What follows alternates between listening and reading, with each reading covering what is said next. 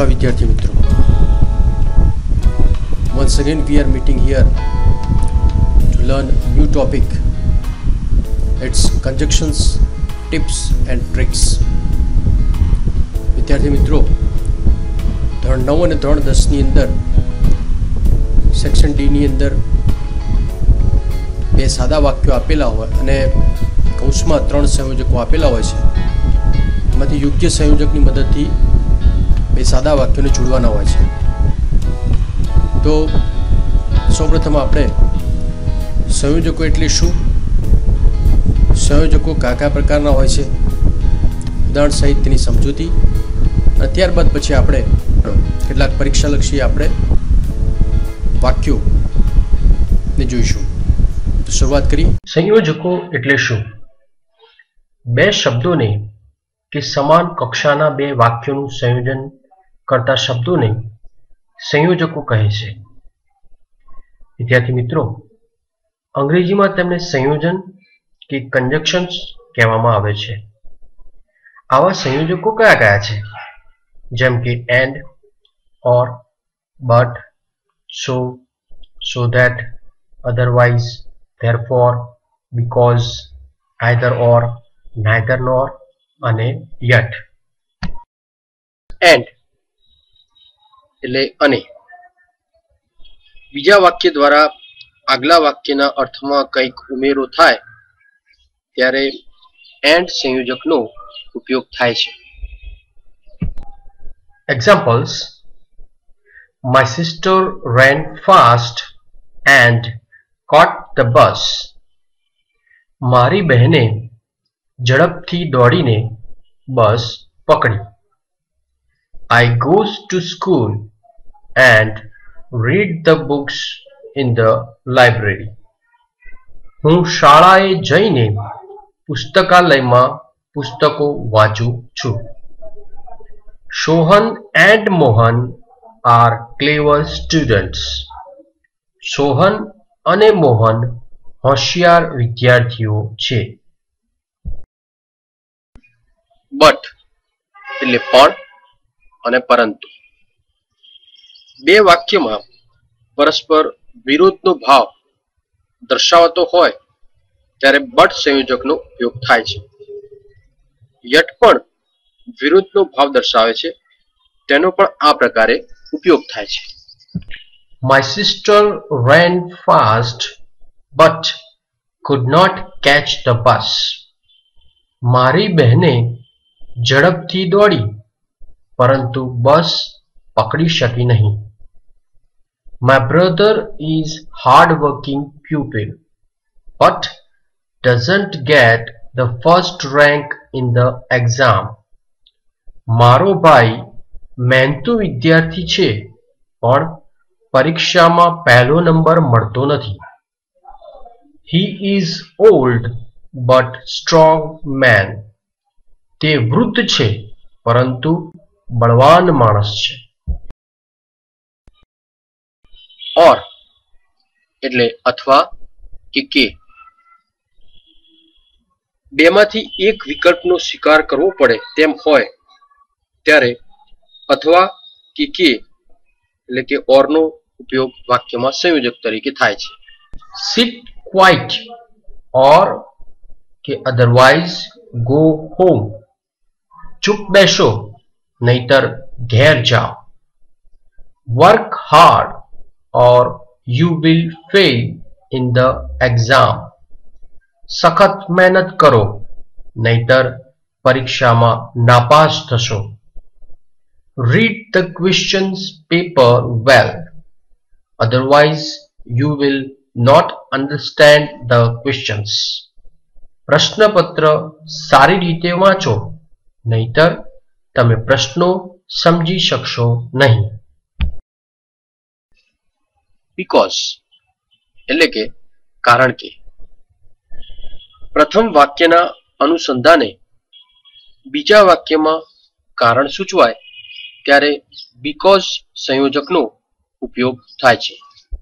Uncle Ken decided to go to Lucknow because he wanted to stay with Aunt Emily.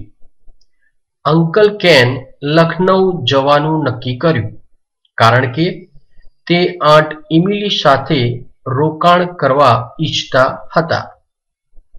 I could not attend the school because I was ill. હું શાળામાં હાજરી આપી શક્યો નહીં કારણ કે હું બીમાર હતો. He worked hard because he wanted to get the first class. તેણે સખત મહેનત કરી કારણ કે તે પ્રથમ વર્ગ મેળવવા ઈચ્છતો હતો. So કે therefore એટલે તેથી માટે પહેલા વાક્યના અનુસંધાને બીજા વાક્યમાં કારણ સૂચવાય ત્યારે so કે therefore નો સંયોજક તરીકે ઉપયોગ થાય છે. Uncle Ken decided to go to Lucknow. So કે therefore he went to Lucknow. Uncle Ken Lucknow જવાનું નક્કી કર્યું તેથી તે લખનઉ ગયા. I was ill. Therefore I could not go to school. હું બીમાર હતો એટલે હું શાળામાં હાજરી આપી શક્યો નહીં. Indian batsmen played well, so they won the World Cup. ભારતીય બેટ્સમેનો સારું રમ્યા તેથી તેઓ વિશ્વ કપ જીત્યા. Either or એટલે કે બેમાંથી એક કર્તા અથવા કર્મના સ્થાને બે ભિન્ન ભિન્ન નામની આગળ વિકલ્પ સૂચવવા વપરાય છે.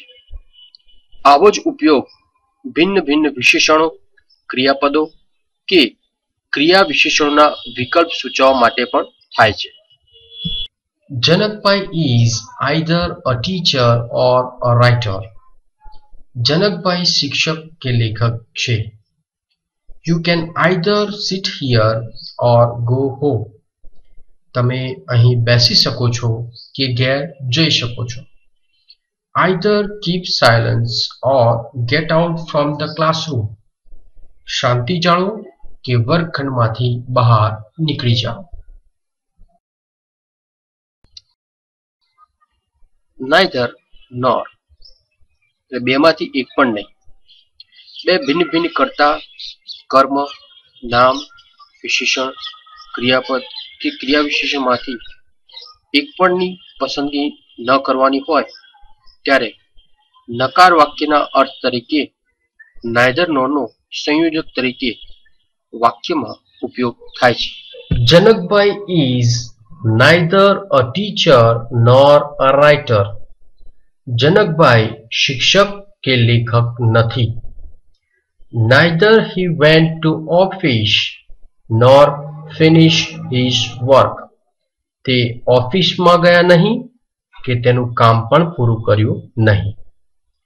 Neither she attended the party nor sang a song.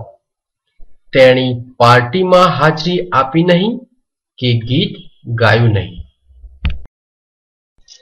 Yet એટલે હજુ સુધી, છતાં પણ. ધો કે ઓલ્ધોની જેમ જ તેનો ઉપયોગ કરવામાં આવે છે. પ્રશ્ન વાક્ય કે નકાર વાક્યમાં yet હંમેશા વાક્યના અંતે મુકાય છે. His right hand is weak, yet he can lift a heavy bag. તેનો જમણો હાથ નબળો છે છતાં પણ તે ભારે બેગ ઉચકી શકે છે. He did not write well, yet he could pass the exam.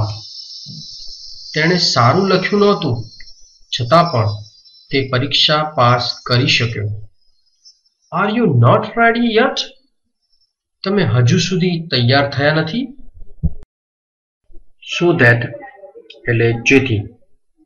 ક્રિયાનો હેતુ એટલે કે purpose of actions બતાવે છે. I will give you a pen so that you can write nicely. હું તમને પેન આપીશ જેથી તમે સારું લખી શકો. He comes with you so that You can find your address. તે તમારી સાથે આવશે જેથી તમે સરનામું શોધી શકો. My teacher helps me so that I can learn English well. મારા શિક્ષક મને મદદ કરે છે જેથી હું અંગ્રેજી સારું શીખી શકું. આ પ્રશ્ન છે એ ધોરણ 10 ની અંદર 3 ગુણમાં પૂછાય છે. સેક્શન ડી ની અંદર. Section D in standard 10 carries 3 marks. It is also asked in standard 9 since same section carries 3 marks. એ જ રીતે 9મા ધોરણમાં પણ 80 ગુણના પ્રશ્નપત્રમાં 3 ગુણમાં આ પ્રશ્ન પૂછાતો હોય છે. હવે પેપર એસેસમેન્ટની દ્રષ્ટિએ જો આપણે કેટલીક બાબતોને ધ્યાન પર લઈએ તો 1 mark for joining and writing pair correctly. એ સાદા વાક્યોને યોગ્ય રીતે જોડીને લખાણ હોય તો એને 1 ગુણ મળે છે. Changing the order of the sentence in a pair may be needed. વાક્યના ક્રમની જે જોડી છે એને આગળ પાછળ કરવી જરૂરી હોય તો બદલવું. And no mark to be given if an inappropriate conjunctions is chosen. અયોગ્ય સંયોજકોની પસંદગી કરેલી હોય તો કોઈ પણ ગુણ મળવા પાત્ર નથી.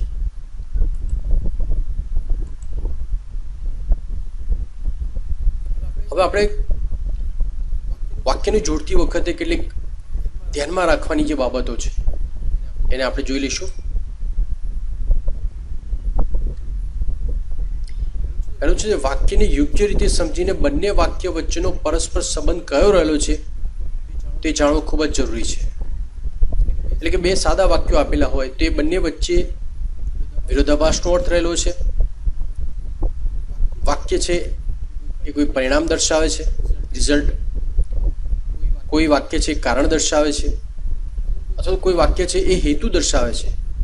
આ રીતે બંને વાક્ય વચ્ચેની અંદરનો જે સંબંધ છે એ જાણવું ખૂબ જ જરૂરી છે. બીજું છે કૌંસમાં આપેલા કન્જક્શન્સના અર્થને જાણીને પછી તેનો ઉપયોગ કરવો. હવે કૌંસમાં જે કન્જક્શન્સ 3 આપેલા હોય એમાંથી યોગ્ય કન્જક્શન્સ કયું છે તેનો અર્થ જાણવું એ જરૂરી છે. અને ત્રીજું છે કૌંસમાં આપેલા કન્જક્શન્સના અર્થને જાણીને જરૂર જણાય તો વાક્યને આગળ કે પાછળના ક્રમમાં ગોઠવવું અને પછી કન્જક્શન્સનો ઉપયોગ કરવો. હવે આપણે કેટલાક ઉદાહરણ જોઈએ. Kokila did not hear her phone ring. She was busy watching the TV. તો સંયોજક આપેલા છે but, and અને so. સૌપ્રથમ પહેલા આપણે એનું અનુવાદ જોઈ લઈશું. કોકિલાએ તેની ફોનની રિંગ ન સાંભળી. આ પહેલું વાક્ય છે. બીજું વાક્ય છે તેણી ટીવી જોવામાં વ્યસ્ત હતી. હવે પહેલું સંયોજક છે બટ, એ વિરોધાભાસ દર્શાવે છે, પણ કે પરંતુ. હવે જો એનો ઉપયોગ કરીએ છીએ તો કોકિલાએ તેની ફોનની રિંગ ન સાંભળી પરંતુ તેની ટીવી જોવામાં વ્યસ્ત હતી. અયોગ્ય લાગે છે. એનો ઉપયોગ કરે છે તો કોકિલાએ તેની ફોનની રિંગ ન સાંભળી અને તેની ટીવી જોવામાં વ્યસ્ત હતી. આ પણ બંધ બેસતું નથી. પણ જો આપણે સોનો ઉપયોગ કરીએ છીએ જેથી કે તેથી તો એ વખતે વાક્ય કેવું લાગે છે? કોકિલાએ તેની ફોનની રિંગ ન સાંભળી તેથી તેની ટીવી જોવામાં વ્યસ્ત હતી. પણ જો આપણે બીજું વાક્ય છે એનો ક્રમ પહેલું કરી નાખીએ અને પહેલા વાક્યનો ક્રમ બીજો કરી નાખીએ તો વાક્ય બંધ બેસતું આવશે. કોકિલા ટીવી જોવામાં વ્યસ્ત હતી તેથી તેણે ફોનની રિંગ ન સાંભળી. તો આમ આપણો જવાબ બને છે Kokila was busy watching the TV so she did not hear her phone ring. Second example, Rohan was suffering from dengue fever. He appeared in the examination. હવે એનો અનુવાદ છે રોહન ડેન્ગ્યુના તાવથી પીડાતો હતો, તે પરીક્ષામાં હાજર રહ્યો. સંયોજક છે ધેરફોર એટલે કે જેથી, એટલે, બીકોઝ એટલે કારણ કે, અને ધો એટલે જો કે તેમ છતાં પણ. જો ધેરફોરનો ઉપયોગ કરીએ છીએ તેનો અર્થ થાય છે રોહન ડેન્ગ્યુના તાવથી પીડાતો હતો એટલે અથવા તેથી તે પરીક્ષામાં હાજર રહ્યો. અયોગ્ય છે. બીકોઝનો ઉપયોગ કરીએ છીએ રોહન ડેન્ગ્યુના તાવથી પીડાતો હતો કારણ કે તે પરીક્ષામાં હાજર રહ્યો, એ પણ અયોગ્ય લાગે છે. હવે જો ધોનો ઉપયોગ કરીએ છીએ, જો કે રોહન ડેન્ગ્યુના તાવથી પીડાતો હતો છતાં પણ તે પરીક્ષામાં હાજર રહ્યો, તો આ આપણો જવાબ યોગ્ય છે. Though Rohan was suffering from dengue, he appeared in the exam. The judge will give a judgment today. He will give another date for hearing. તો અનુવાદ જોઈ લઈશું. જજ આજે ચુકાદો આપશે, તે સુનાવણીની બીજી તારીખ આપશે. તો સંયોજકો છે યટ, છતાં, આઈધર ઓર, આ કે પેલું, નોટ ઓનલી બટ ઓલ્સો, આ નહીં કે પેલું પણ નહીં. હવે જો યટનો ઉપયોગ કરીએ છીએ તેનો અર્થ કેવો થાય છે? જજ આજે ચુકાદો આપશે છતાં તે સુનાવણીની બીજી તારીખ આપશે, તો અયોગ્ય લાગે છે. હવે આઈધરનો ઉપયોગ કરીએ છીએ તો વિકલ્પ અહીંયા આઈધર ઓરના આપણને મળી જાય છે. Judgment today and another date for hearing. જજ આજે ચુકાદો આપશે કે સુનાવણીની બીજી તારીખ આપશે, તો આઈધર ઓર એ યોગ્ય લાગે છે. હવે આપણે આ પણ જોઈ લેવું પડે કે નોટ ઓનલી બટ ઓલ્સોનો અર્થ શું થાય? જજ આજે ચુકાદો આપશે એટલું જ નહીં પણ તે સુનાવણી બીજી તારીખ પણ આપશે, તો એ અયોગ્ય લાગે છે. આથી જવાબ આપણો બને છે ધ જજ will give either a judgement today or another date for hearing. એ જ રીતે આપણે ચોથું એક્ઝામ્પલ લઈએ છીએ. Mitali went to the library, she borrowed some books. અનુવાદ છે મિતાલી પુસ્તકાલયમાં ગઈ, તેણીએ કેટલાક પુસ્તકો ઉછીના લીધા. તો સંયોજકો છે ઓર અથવા કે, એન્ડ એટલે અને સો એટલે તેથી. હવે ઓરનો ઉપયોગ કરીએ તો વાક્ય કેવું બને છે? મિતાલી પુસ્તકાલયમાં ગઈ કે અથવા નહીતર તેણીએ કેટલાક પુસ્તકો ઉછીના લીધા, અયોગ્ય લખી છે. એન્ડનો ઉપયોગ કરીએ છીએ તો મિતાલી પુસ્તકાલયમાં ગઈ અને તેણીએ કેટલાક પુસ્તકો ઉછીના લીધા, તો આપણો આ જવાબ યોગ્ય લાગે છે. હવે જો સોનો ઉપયોગ કરીએ છીએ તો મિતાલી પુસ્તકાલયમાં ગઈ તેથી તેણીએ કેટલાક પુસ્તકો ઉછીના લીધા, તો જવાબ આપણો એન્ડ એ સાચો બને છે. Mitali went to the library and she borrowed some books. So friends, how did you like my presentation? Share your thoughts on my channel in the comment box, and still not subscribe my channel, subscribe it now. Don't forget to tap the bell, so whenever I upload any new videos you will get the notification on your mobile. And it's time to say goodbye. Namaskar.